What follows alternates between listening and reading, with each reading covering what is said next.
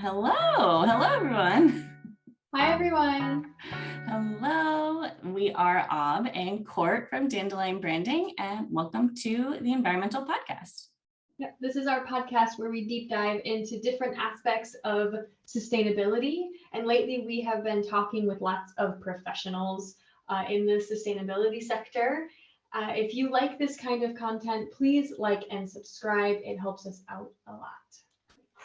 Definitely, yes. And we are so excited for today's guest. We have Taso Arima, who is currently the managing director and CEO of IperionX, which is a metal technology company based in America, getting all American sustainably focused titanium production. So thank you so much for being here, Taso. We're honored. Absolutely. Thanks for having me, Courtney and Orb. It's a real pleasure. The pleasure is all ours. We've been doing this podcast and really studying sustainability for several years now, probably 4 or 5 years now at this point. And this is always something that kind of comes up as like the gray area. You know, we talk about all of the technology and battery production and all of the green energy. But the limitations are often in the actual metal supply chain, and that can be really where a lot of sustainability issues lie. So we are so curious to hear more about IperionX and what you're working on. If you could tell us a little bit about your company. Yeah, absolutely. And you're right in that as we advance with electric vehicles, with renewable energy, a lot of these, not just metals, but material supply chains, whether it be the carbon fiber or fiberglass that we use in wind turbines, all the way through to, the lithium that we need for our lithium-ion batteries.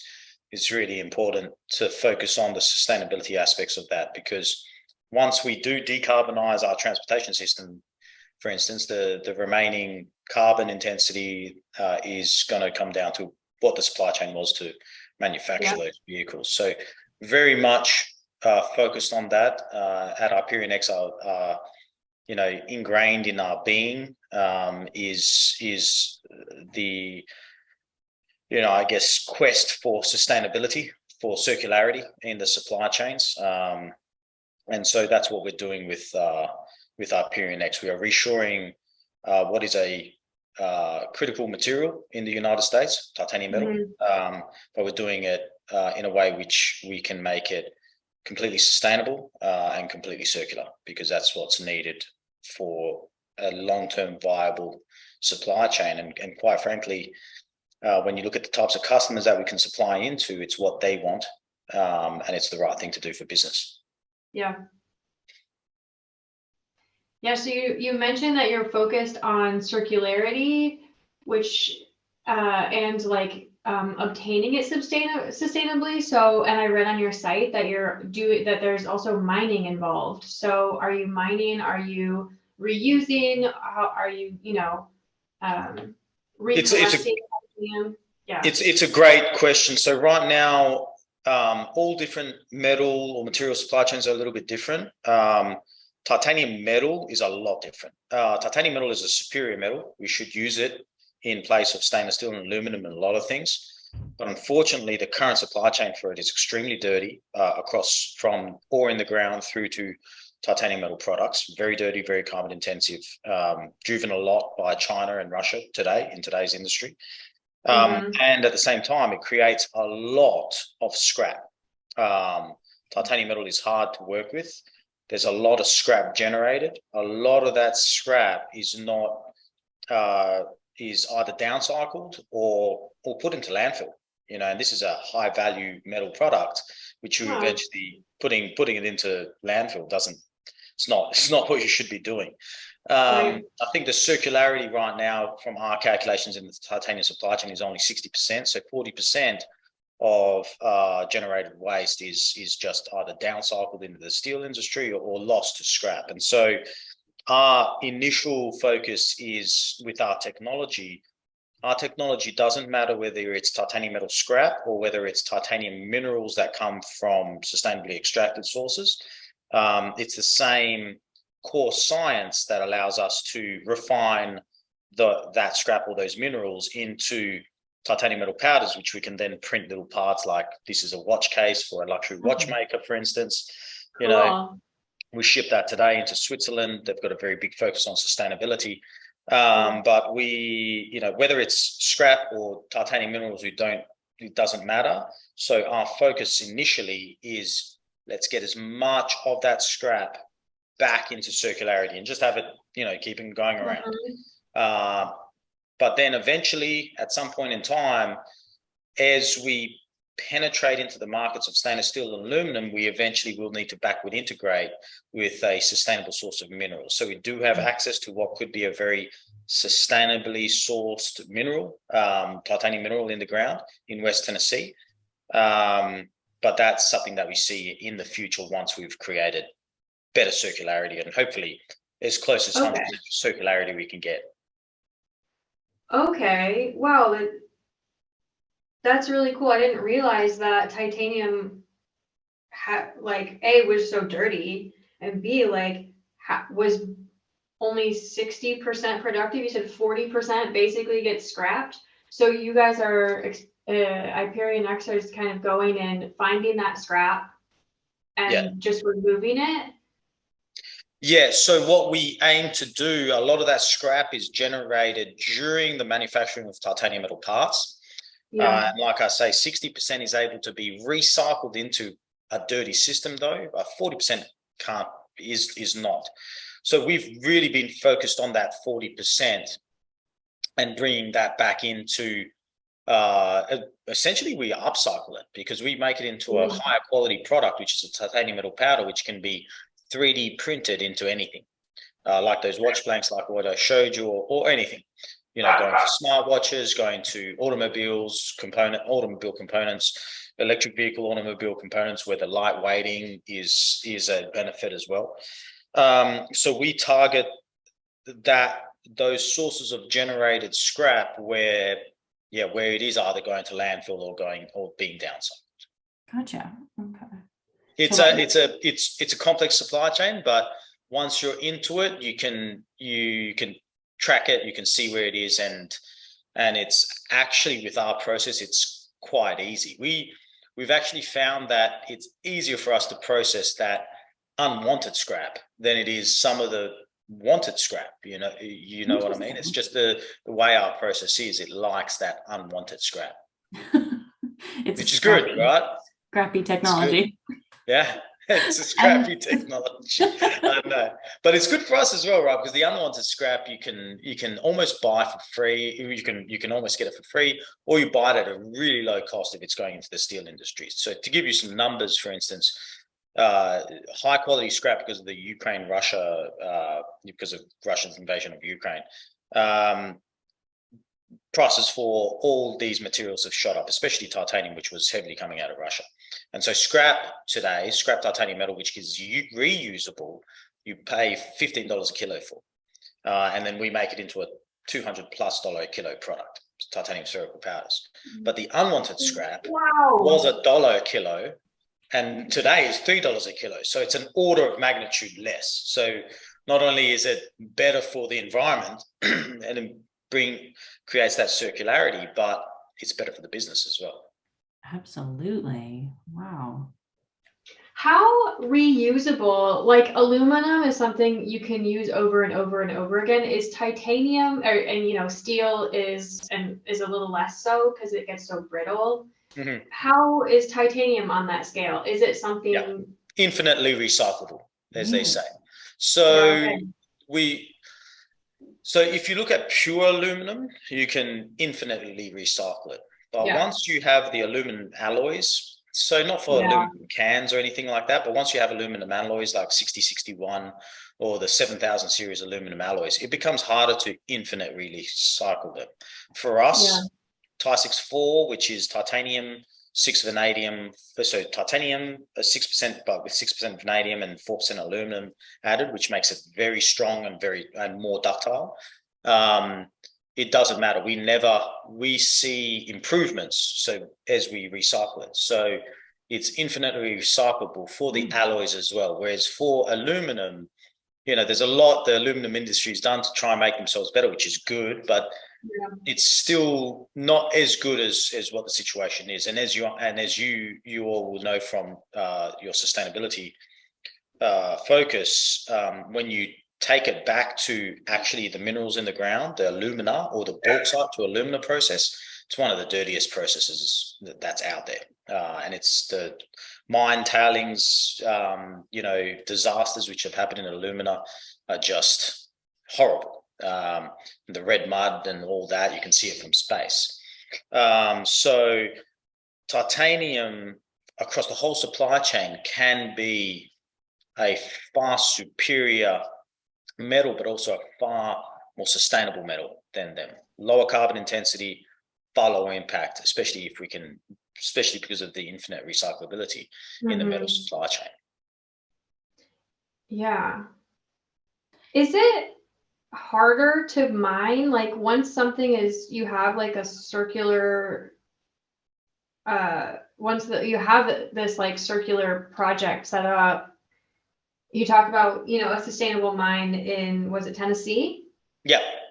Is it more rare or more difficult to mine than other metals? Like, why don't we have this process already, I guess is kind of what I'm getting. Cost. It's a good question. It just has come down to cost.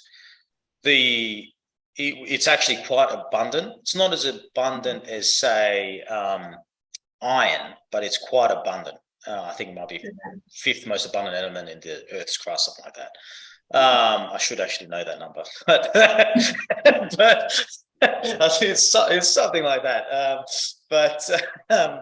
It is quite abundant. The problem has not been necessarily that you can't get access to it. It's once you have those titanium minerals, turning them into titanium metal is super hard to do. So aluminum and steel have been around, steel at an industrial scale has been around since the mid-1800s.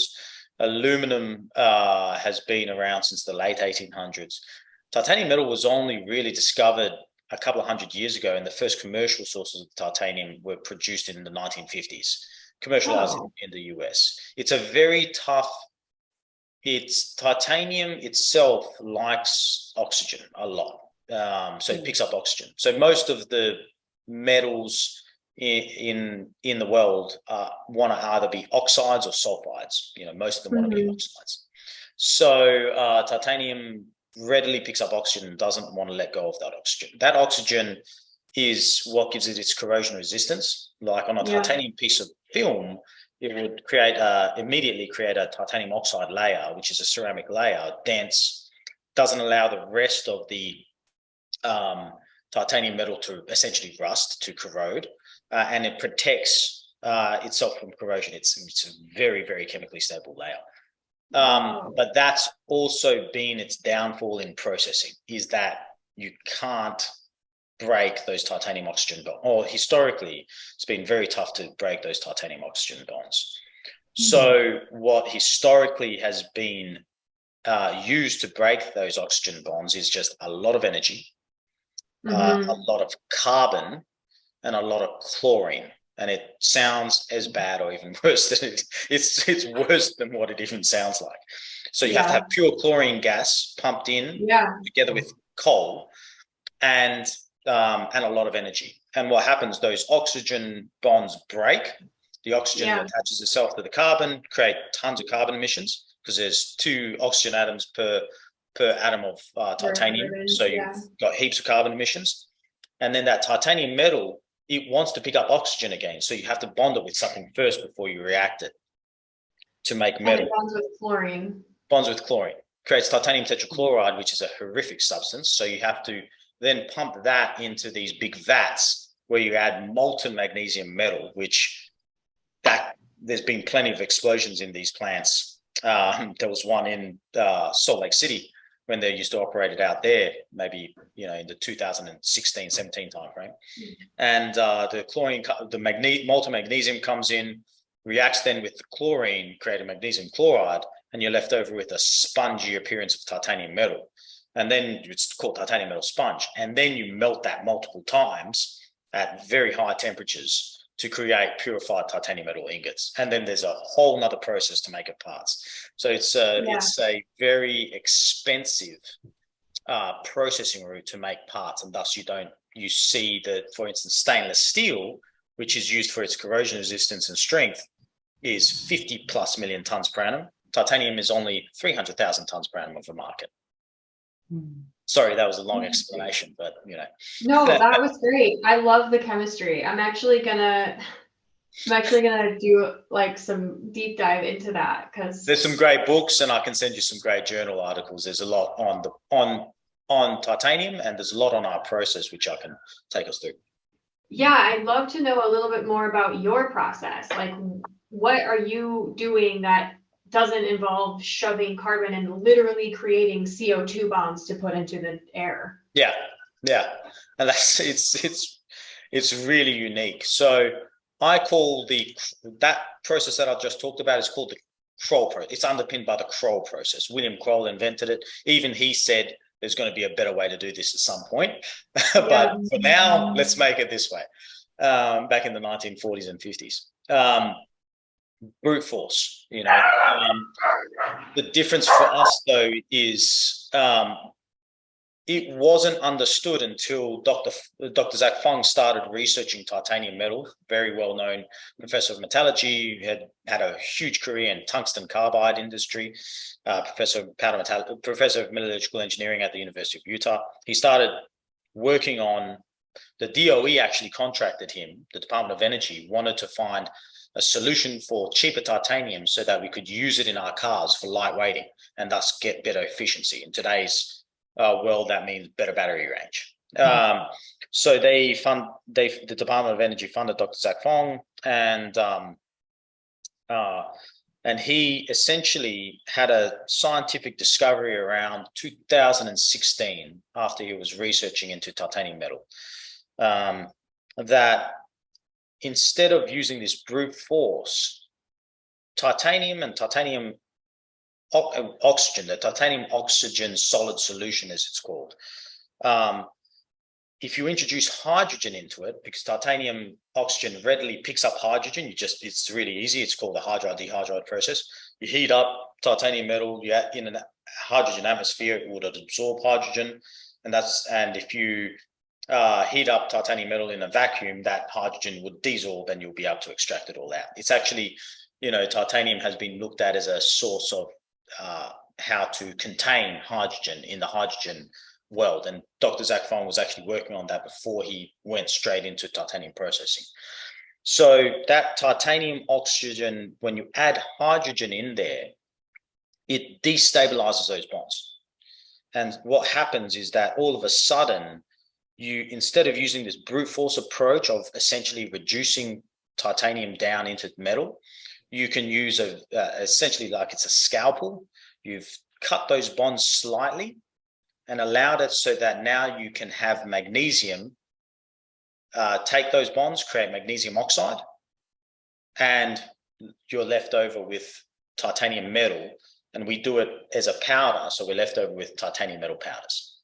Wow. And so that process, or that scientific breakthrough, he named it hydrogen-assisted metallothermic or magnesiothermic reduction, so HAMR, H-A-M-R. And that's the core of a lot of our process. From that scientific principle, Dr. Zach Fong developed a series of processes to make different types of powder, to make different types of alloys, and it completely changes the game. And you never introduce carbon, so you never have any other, and if you use renewable power for the heat in your electric furnaces, which is all we do, you have zero scope 1, scope 2 emissions. And so it's a carbon-free process. Scope 3, your only emissions are really the emissions to create hydrogen, the emissions to create some of the inert gases we use in between parts of the process, and the emissions in the magnesium production, which eventually you can completely, once you're big enough, you can just create a closed loop recycled magnesium process once you're big enough to afford the capital. So you can have a process which even at scope 3 would be as close to zero as you can get, you know. But scope 1, scope 2, 0. And you're already there. Yes, yeah. Even in we call it our industrial pilot facility. It's already there because we buy renewable power. We buy the RECs for that. And in our scaled up facility, which will be operational in South Boston, Virginia, in on the border with North Carolina, just about an hour and a half north of Raleigh, North Carolina. We chose that site because excellent support, excellent community, the right building, but also the access to relatively low cost renewable power. Phenomenal. Wow. Yeah, it's very unique in a metal as well. So you go from titanium being probably the most carbon intensive of the structural metals to being the cheapest. And then when you compare it to being superior to, say, stainless steel, then look at the carbon intensity, it's lower than stainless steel because stainless steel has that huge carbon intensity, so does aluminum. But then also stainless steel is stainless because it has a lot of chromium and a lot of nickel in it. And the chromium and nickel supply chains are just horrific. The nickel supply chain originates mainly through the nickel laterites in Indonesia, which is just a horrific process. So it's quite a lot, right? It's pretty cool. I should have studied material science or metallurgy or something like that, but I find it fascinating. It is fascinating. Wow. And it's just a little bit of like chemistry that just kind of like, that solved that problem. It's incredible. That's why like STEM is fun. This sort of STEM stuff is, sciences are fun, right? It's a lot of cool stuff, and especially applied sciences like what this is. So how many facilities do you have in the US right now? So this we operate the industrial pilot, which was the first pilot facility for because the science was only discovered in 2016 was when the first papers came out. And then the patents were around 16, 17, and we continued to patent more different aspects of it. But then the pilot facility, it went from, you can imagine it goes from a lab scale to a bench scale to a small pilot scale to then a larger pilot scale. And we took the pilot, and over this year, we've invested another $4 million in the pilot facility. There was $10 million from the DOE invested prior to us starting to work with Dr. Fong. And we've taken it to a small industrial scale facility, and now it's time to go to that next stage. So we will have the industrial pilot continue to operate and refine some parts of the process. This technology could be used on some other niche metals like tantalum or yttrium or zirconium. But the facility in Virginia will be the first of what we think over the next 10 years will be multiple facilities, both in the US and potentially also in, and most likely in Europe as well. Yeah, that would make sense. Yeah. That was one of the questions I had was, can you, maybe not this exact, because every metal bonds differently, right? But maybe not this exact procedure, but like, do you see it something so, not that it's simple, but the concept kind of is like, instead of using carbon, use hydrogen, right? To make this, do you see that change happening in other metals sometime soon, or do you want to also be a pioneer in other metals? Yeah, so this particular process is unique to those metals that want to pick up oxygen readily, are very reactive to oxygen, and then are also typically can also form hydrides as well, like titanium hydride. So there's a lot of the rare earth metals, which is pretty dirty to refine them. The difference there may be that we are not as competitive on cost. Like this is a complete reduction on cost from what's done today for titanium metal. You're talking, we're going to be able to make titanium metal. Eventually, we see being able to make it at a cost competitive with standard stainless steel products, sheets and wires and stuff in the next 10 years.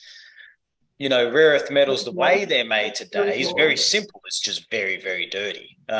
So we introduced this concept. We make it more sustainable, but and we completely eliminate that dirty supply chain, but would we be as efficient as some of those dirtier processes from a cost perspective? It's just unique in titanium that we're not only going to make it more sustainable, we're just going to drop the cost. So it's like the holy grail of what you want. Right. Typically, you have to give up something to get the sustainability. In titanium, we don't need to. In zirconium, we think it's going to be the same thing, that we make it more sustainable and lower the price.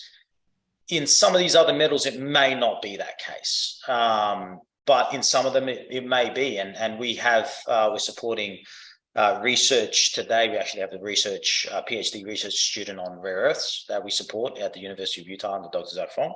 Excellent student, really impressive. But we think we will look at how we can apply this concept to other metals. Like for instance, you could apply it to iron ore, but it's just not going to be, you don't need to, for one, and it's just not going to be, I don't think it would ever be cheap enough for iron ore, just a normal iron or pig iron or something like that. But to some of these other more reactive metals, I think it's going to make a big difference. And those are the ones that we're really struggling with for mining and having a clean way of getting them, right? So absolutely, yeah. Wow. Really exciting work that you do. Yeah, it's really cool. I know, it's super neat.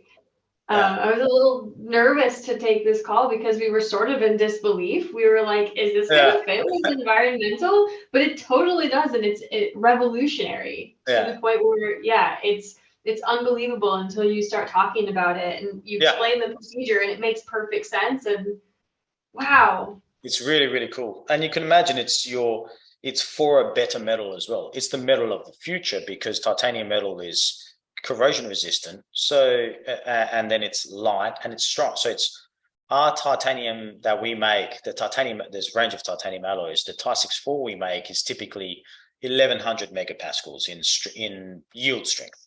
To give you an example, aluminum is like down in under 200. Aluminum alloys can be close to 300.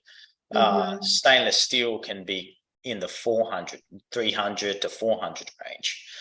So you've got something that's 55% the weight, so 45% lighter than stainless steel, almost 3 times as strong as stainless steel, and more corrosion resistant stainless steel. Why would you ever use stainless steel again? And then it's infinitely recyclable.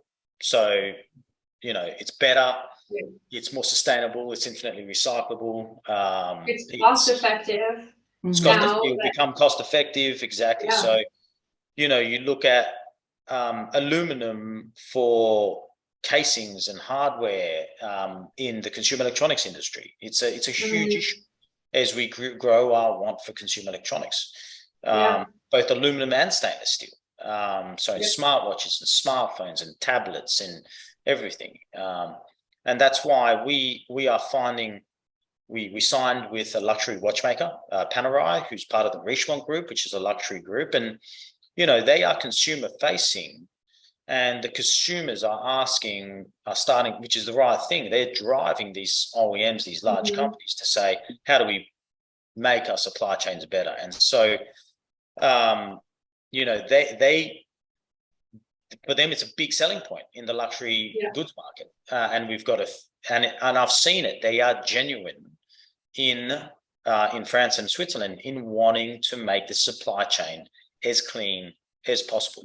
It's fantastic. It's just brilliant people to work with. So they bid first, but we have companies here in the United States who are very genuine on their commitment to sustainability, carbon goals, recycling goals, these sort of things. Some of them use some titanium today. Some of them use a lot of aluminum, a lot of stainless steel. We can offer a solution which is American made, is responsibly sourced, all this and sustainable and better. And so I think you're already gonna see products next year with our titanium in it, but I think over the next 2, 3, 4 years, you're gonna look at products that you hold in your hand or you look at every day, and you're going to go, well, of course it was going to be titanium. it's going to be synonymous material, and we're the only ones that can do it in the world, so it's good for business as well for us. But it's going to be synonymous, I think, with consumers going, well, of course that was going to be titanium.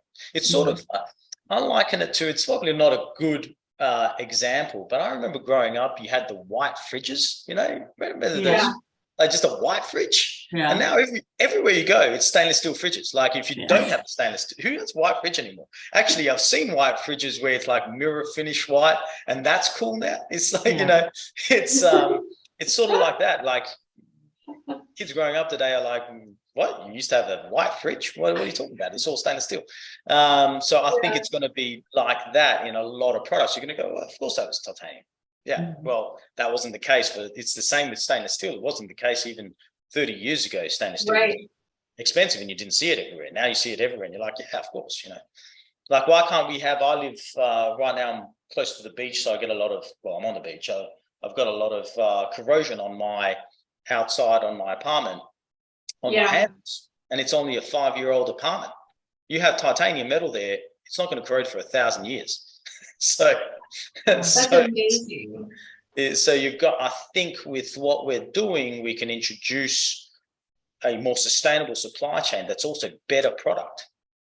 Totally. Yeah. And something that just generally occurs to me is when that really goes to market, you're going to be looking at Big Iron and the stainless steel folks. They're going to be going, shit, we better solve that. We better do that. We better fix our process. We can't be dirty, right? Because when people see what's possible, like we didn't believe it. And we talk to people from the sustainability sector every day. So when people start seeing what's possible, they start demanding more, right? And you're also offering that. Yeah. That's incredible. Absolutely. Yeah, absolutely. It's cool. It's really cool. I would love to see, I was the founder of, before IperionX, the founder of a company called Piedmont Lithium, looking at reshoring the lithium supply chain in the US. Had a contract with Tesla, that sort of stuff. And my ultimate goal would be to, have a battery pack made out of titanium metal. We might be in 5 or 10 years time, but that's one big goal for us is, you're going to make that battery far lighter, because right now a lot of our, like the cylindrical cells, that can has to be corrosion resistant and strong, stainless steel.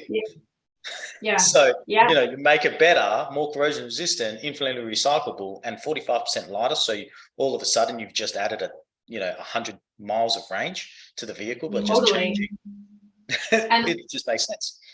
Yeah, totally. One of my partner and also one of our past guests on this podcast works for Lightyear, and one of their biggest weights in their car, it's a solar car. One of the biggest weights in the car is the battery. And so they've designed the batteries in so that it weighs different. It's like they're in the wheels and, they're designing all of that. And I imagine, like you just said, if you can cut 40%, they can already go farther than, any electric vehicle because they have a solar panel. But if you can cut down that weight even further, now you're talking about 40%, you're talking about so much more. You're talking a lot of range, right?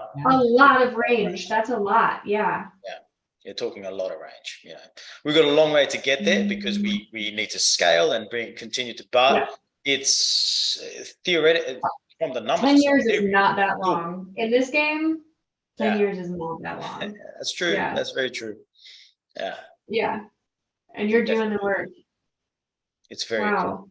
And then everything else we do around it is cool. Like for me, I find it really interesting. I didn't know anything about 3D printing, and it's a natural fit for us because we make powders, and the 3D printing industry typically uses powders. Most of the different 3D printing modalities, as we call manufacturing modalities, use powders. So there's some very cool stuff that we're doing around there, which is like, wow, that's really cool. So it's actually, I'm really lucky that this has so many different applications, and it's just very cool. Yeah. Very, very cool. It's, I can't wait to see how the industry kind of shifts and and how, yeah, and starting to see some of those actual uses in, like, you know, everyday items, as there's, you're going to see a lot, you know, first, second quarter next year, you're going to see a lot of developments from us. So it's going to be really, really good. That's incredible. Wow. So if folks want to kind of follow along on your journey or learn more, how can they find you? So on our website, www.IperionX.com, we have a Twitter as well. I don't have Twitter. I don't know how to use it, but I think it's at IperionX. And then TikTok and LinkedIn. So absolutely. Or if you go to the website and you sign up to our letter, we put out, you'll get updates whenever we put out press releases, and we have some quarterly updates that go out. We'll include your socials and everything also in the article you write. Yeah, that's good, because I don't know. I don't have social media, which I don't know how to use anyway. So I just work too much. I think I don't have time for social media, but and I don't want to get hooked. That's probably the one reason I don't have it. I don't want to sort of get hooked. Hear some horror stories. Yes, yes. Stay away. Keep doing what you're doing. It is working. Exactly. Yeah. You're killing it. Thank you so much for joining us, Taso. And really appreciate it. Yeah, it's been a pleasure. Absolute pleasure. Yeah. Thank you. And thank you, everybody. Again, if you love this, definitely head over to LinkedIn and follow IperionX, and you can follow us for Dandelion Branding. Thank you so much. Bye.